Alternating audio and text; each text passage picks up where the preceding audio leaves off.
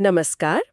आज हम ऑटोमोटिव तकनीक की दुनिया में एक अहम एक बहुत दिलचस्प संगम की पड़ताल कर रहे हैं। हाँ, बिल्कुल। कैसे वाहनों का जो भरोसेमंद अंदरूनी नेटवर्क है, हम्म, कंट्रोलर एरिया नेटवर्क यानी कैन, हम्म, और बाहरी दुनिया से जुड़ने की ताकत इंटरनेट ऑफ थिंग्स यानी आईओटी, बिल्कुल। ये दोनों मिलकर स्मार्ट गाड़ियों के भविष्य को एक तरह से गढ़ रहे हैं।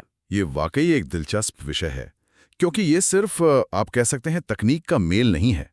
ये तो हमारी गाड़ियों के काम करने और हमसे बात करने के तरीके में एक बुनियादी बदलाव ला रहा है। और हमारी इस गहरी चर्चा का आधार है सौरभ पेनकाइन डिजिटल का 2025 का एक लेख। जी, इसका शीर्षक है कैन और आईओटी, स्मार्ट ऑटोमोटिव प्रणालियां। जी, तो हमारा लक्ष्य है इस स्रोत से मुख्य जानकारियों को निकालना और ये समझना कि जब ये दो तकनीकें मिलती हैं तो क्या संभावनाएं खुलती हैं और क्या चुनौतियां भी सामने आती हैं। हाँ, बिल्कुल।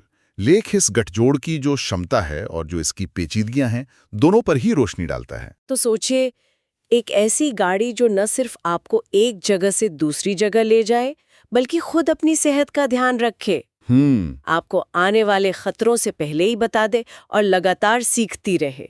ये अब कोई साइंस फिक्शन जैसी बात नहीं रही। नहीं, अब नहीं। चलिए समझते हैं कि कैन और आईओटी इसे कैसे मुमकिन बना रहे हैं। हाँ, तो शुरुआत करते हैं इसकी नींव से, कैन से। बिल्कुल। हमने गाड़ियों के बारे में बात करते हुए अक्सर कैन का नाम सुना तो है, पर यह सिर्फ एक टेक्निकल टर्म नहीं है, है ना? ये गाड़ी के ठीक से चलने के लिए बहुत जरूरी है, पर ये है क्या असल में और ये इतना महत्वपूर्ण आधार क्यों है? देखिए, कैन यानी कंट्रोलर एरिया नेटवर्क। इसे आप वाहन के अंदर का कम्युनिकेशन हाईवे समझ लीजिए। इसे 80 के दशक में खास तौर पे इसलिए बनाया गया था ताकि गाड़ी के जो अलग अलग इलेक्ट्रॉनिक कंट्रोल यूनिट्स हैं, ECUs। अच्छा, जैसे वो मिनी कंप्यूटर जो इंजन ब्रेक वगैरह कंट्रोल करते हैं। हाँ, बिल्कुल वही। इंजन, ब्रेक, ट्रांसमिशन, एयरबैग्स, इन सब को कंट्रोल करने वाले मिनी कंप्यूटर। तो ये आपस में कुशलता से बात कर सकें, और वो भी बिना ढेरों तारों के जंजाल के।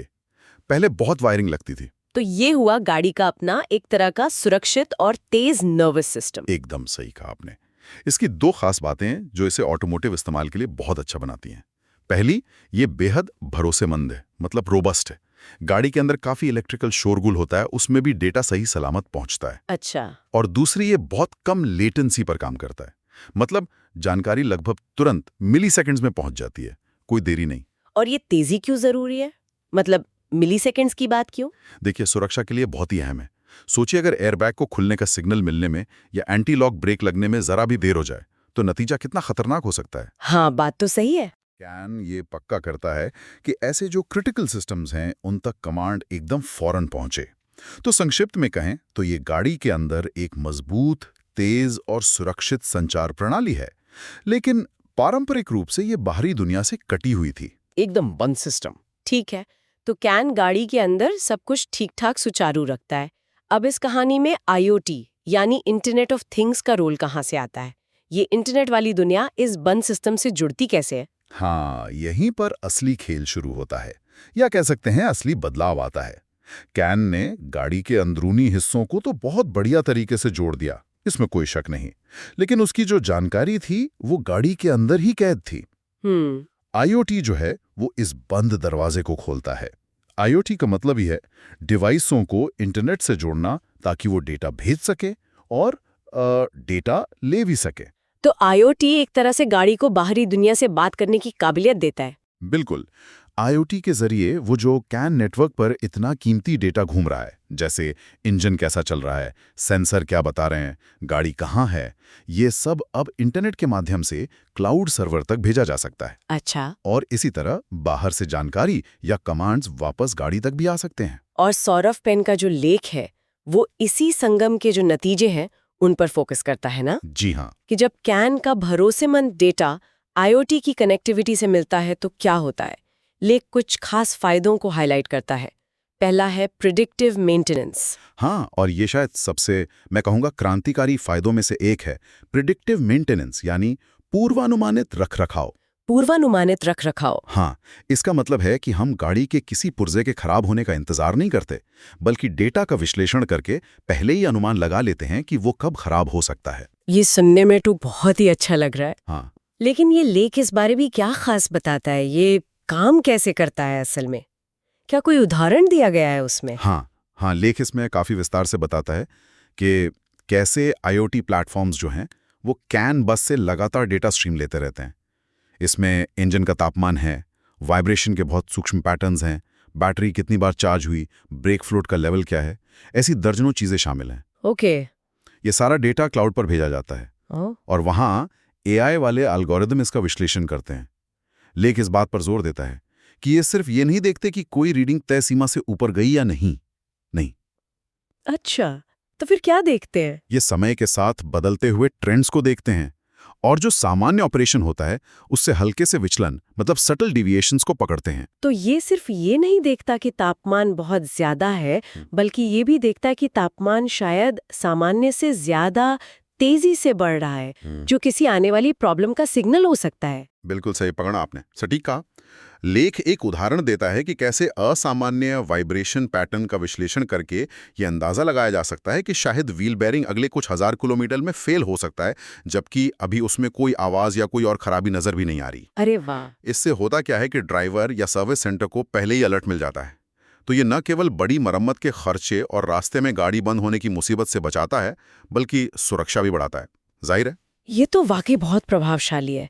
अच्छा, अब बात करते हैं दूसरे फायदे की, फ्लीट मैनेजमेंट यानी बेड़ा प्रबंधन। लेख इसे कैसे देखता है, खासकर उन कंपनियों के लिए जिनके पास बहुत सारी गाड़ियां होती हैं, उनके लिए कैसे फायदेमंद है? फ्लीट मैनेजमेंट के लिए तो ये तकनीक एक वरदान की तरह है। सौरभ पेन का लेख ये साफ करता है कि ये सिर्फ गाड़ियों की लोकेशन ट्रैक करने तक सीमित नहीं है, उससे कहीं आगे की बात है। कैन से जो रियल टाइम डेटा मिल रहा है और आईओटी की जो कनेक्टिविटी है उसके जरिए जो फ्लीट मैनेजर्स हैं वो अपनी हर गाड़ी की सेहत पर मतलब हेल्थ पर गहरी नज़र रख सकते हैं। इंजन के डायग्नोस्टिक्स, टायर का प्रेशर, ईंधन कितना खर्च हो रहा है, ये सब लाइव डैशबोर्ड पर दिखता रहता है। बड़े बेड़ों के लिए फायदे तो साफ नजर आ रहे हैं, पर क्या ये लेख ये भी बताता है कि इससे ड्राइवर की निगरानी कितनी बढ़ जाती है? क्या इसके कोई नेगेटिव पहलू भी हो सकते हैं जिन पर ध्यान देना चाहिए? ये एक बहुत अहम सवाल उठाया आपने। लेख मुख्य रूप से तो फायदों पर ही केंद्रित है।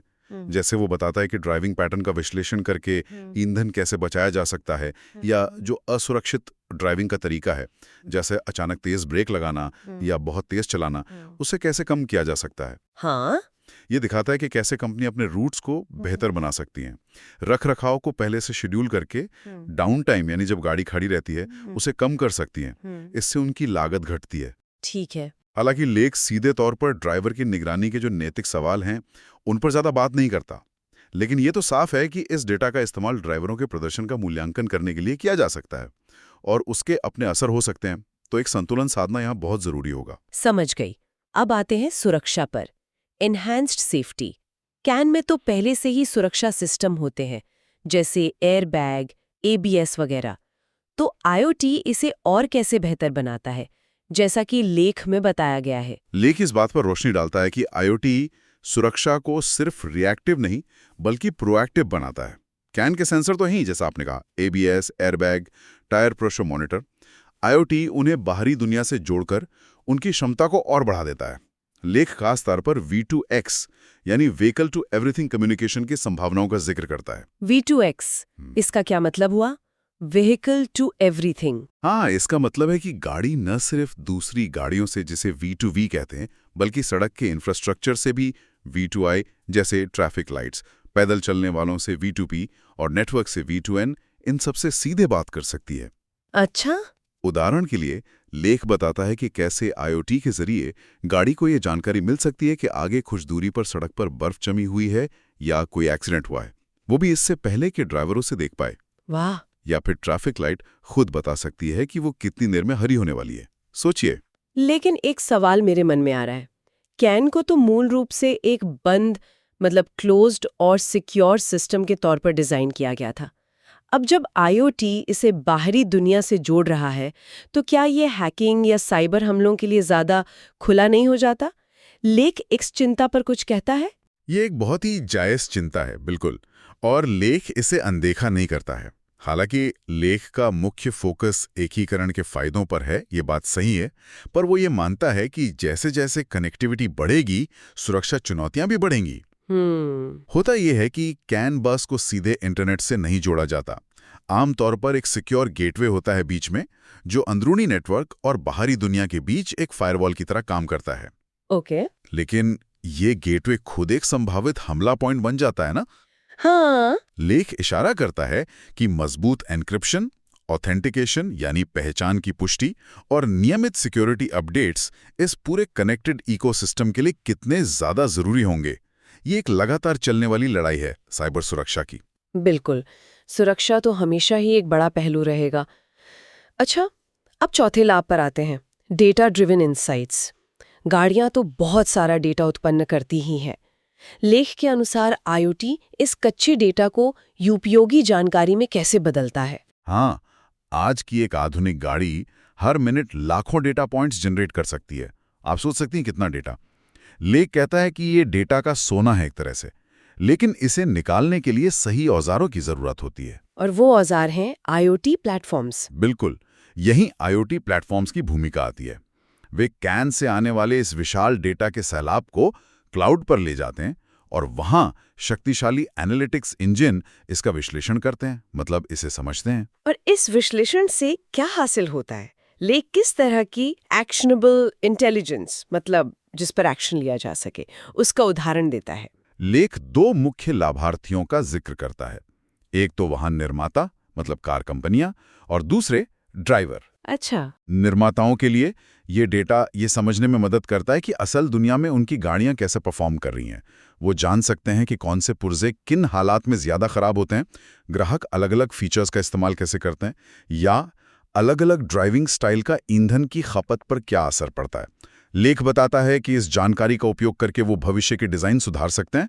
अगर किसी गाड़ी में दिक्कत है तो रिकॉल को बेहतर ढंग से मैनेज कर सकते हैं या नई फीचर्स डेवलप कर सकते हैं। और ड्राइवरों के लिए उन्हें क्या मिलता है? ड्राइवरों के लिए ये पर्सनलाइज्ड फीडबैक दे सकता है, जैसे उनकी ड्राइविंग की आदतों के आधार पर ईंधन बचाने के टिप्स, या फिर उनकी गाड़ी के उपयोग के पैटर्न के अनुसार बिल्कुल सही समय पर मेंटेनेंस रिमाइंडर। लेख इस संभावना की ओर भी इशारा करता है कि बीमा कंपनियां शायद भविष्य में वास्तविक ड्राइविंग व्यवहार के आधार पर प्रीमियम तय कर सकती हैं, जिसे यूसेज बेस्ड इंश्योरेंस कहते हैं। हालांकि इसके भी अपने प्राइवेसी से जुड़े सवाल हैं, जाहिर है। ये डेटा तो वाकई बहुत शक्तिशाली है, पर क्या लेख इस बात पर जोर देता है कि इस डेटा का विश्लेषण सिर्फ तकनीकी सुधार और ग्राहक लाभ के लिए ही हो, मतलब कहीं बेवजह की निगरानी या नियंत्रण के लिए न हो? लेख सीधे तौर पर नैतिकता पर कोई लंबा उपदेश नहीं देता, लेकिन ये साफ करता है कि डेटा का जो मूल्य है वो इंटेलिजेंस बनाने में है, चाहे वो बेहतर वाहन बनाने के लिए हो या ड्राइवर को सुरक्षित और कुशल बनाने के लिए। इशारा यही है कि डेटा का उपयोग जिम्मेदारी से किया जाना चाहिए। विश्वास बनाए रखना बहुत महत्वपूर्ण होगा, खासकर जब डेटा व्यक्तिगत ड्राइविंग की आदतों से जुड़ा हो। तो इन सब को अगर हम मिलाकर देखें तो भविष्य की तस्वीर क्या उभरती है? लेख के अनुसार ये तकनीक हमें कहाँ ले जा रही है? आगे क्या होने वाला है? लेख एक बहुत ही साफ दिशा दिखाता है। देखिए, ऑटोमोटिव इंडस्ट्री तेजी से कनेक्टेड और ऑटोनॉमस यानी स्वचालित वाहनों की ओर बढ़ रही है। हाँ, ये तो हम देख ही रहे हैं। तो कैन और आईओटी का ये जो एकीकरण है, ये सिर्फ एक और फीचर नहीं है, बल्कि ये उस भविष्य की नींव है। ये सिर्फ गाड़ियों को इंटरनेट से जोड़ने भर की बात नहीं है। तो ये उससे कहीं ज्यादा है। हाँ, बिल्कुल। लेख जोड़ देता है कि ये गठजोड़ वाहनों में 3 प्रमुख क्षमताएं ला रहा है। पहली है इंटेलिजेंस, मतलब गाड़ियां अपने आसपास के माहौल को समझ सकती हैं और उस पर प्रतिक्रिया दे सकती हैं। दूसरी है अडैप्टेबिलिटी, यानी वे बदलती परिस्थितियां जैसे ट्रैफिक है, मौसम है, उसके अनुसार अपने प्रदर्शन को ढाल सकती हैं, अनुकूलित कर सकती हैं।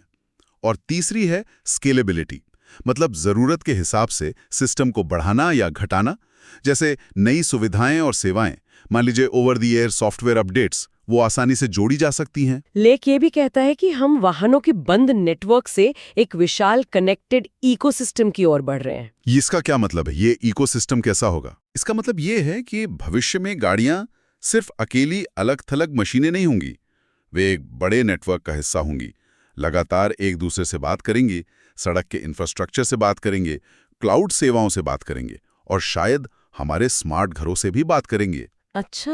आप कल्पना कीजिए कि आपकी गाड़ी आपके कैलेंडर को देखकर खुद ही बता दे कि अगली मीटिंग के लिए निकलने का सबसे अच्छा समय क्या है, रास्ते में ट्रैफिक के हिसाब से रूट बदल दे और पार्किंग की जगह भी खुद ही ढूंढ ले और शायद बुक भी कर दे।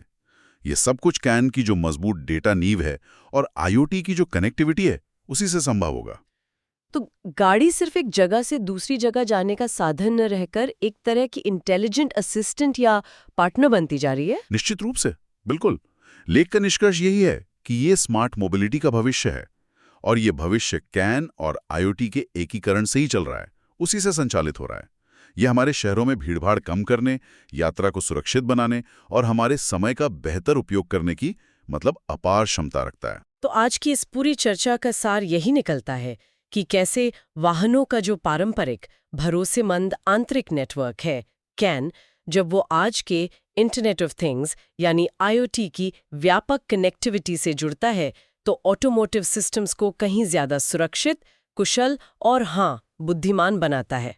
हाँ, हमने देखा कि कैसे प्रिडिक्टिव मेंटेनेंस से लेकर बेहतर फ्लीट मैनेजमेंट तक और बढ़ी हुई सुरक्षा और डेटा ड्रिवन इनसाइट्स तक ये संगम बहुत ठोस लाभ देता है, जैसा कि सौरभ इन कंटेंट डिजिटल के लेख में विस्तार से बताया भी गया है। और ये सिर्फ एक तकनीकी बदलाव नहीं लग रहा, बल्कि ये हमारे परिवहन के अनुभव को और शायद हमारे जीवन जीने के तरीके को भी मौलिक रूप से बदलने की क्षमता रखता है। बिल्कुल, चाहे वो अचानक गाड़ी खराब होने से बचाव हो या व्यवसायों के लिए अपनी लॉजिस्टिक्स को बेहतर बनाना हो या फिर सड़क पर हम सबके लिए सुरक्षा में बढ़ोतरी हो, ये वास्तव में स्मार्ट मोबिलिटी की दिशा में एक बहुत ही महत्वपूर्ण कदम है। और जैसा कि हम हमेशा करते हैं, जाते जाते एक विचार छोड़ जाते हैं आगे सोचने के लिए। उसे इकट्ठा करेंगी और बाहरी दुनिया के साथ साझा करेंगी, हमारी लोकेशन से लेकर हमारी ड्राइविंग की आदतों और गाड़ी की हर छोटी बड़ी स्थिति तक। इस सारे डेटा की गोपनीयता यानी प्राइवेसी और सुरक्षा यानी सिक्योरिटी, इसे सुनिश्चित करना एक बहुत बड़ी और सच कहूं तो जटिल चुनौती बन जाएगी। ये वास्तव में एक बहुत बड़ा सवाल है जिस पर हमें सोचना होगा। बिल्कुल, हमें ये सोचना होगा कि इस हद से ज्यादा कनेक्टेड भविष्य में, जहां हमारी गाड़ियां हमारे बारे में इतना कुछ जानती हैं, हम अपनी व्यक्तिगत जानकारी को अनधिकृत पहुंच से या उसके गलत इस्तेमाल से या फिर साइबर हमलों से कैसे बचाएंगे। उस डेटा का मालिक कौन होगा? गाड़ी का मालिक या गाड़ी बनाने वाली कंपनी या कोई और सर्विस प्रोवाइडर? और पारदर्शिता और नियंत्रण कैसे सुनिश्चित किया जाएगा? ये सिर्फ तकनीकी सवाल नहीं है, ये गहरे नैतिक और सामाजिक सवाल हैं जिनका सामना हमें करना ही होगा। इस पर सोचना बहुत जरूरी है।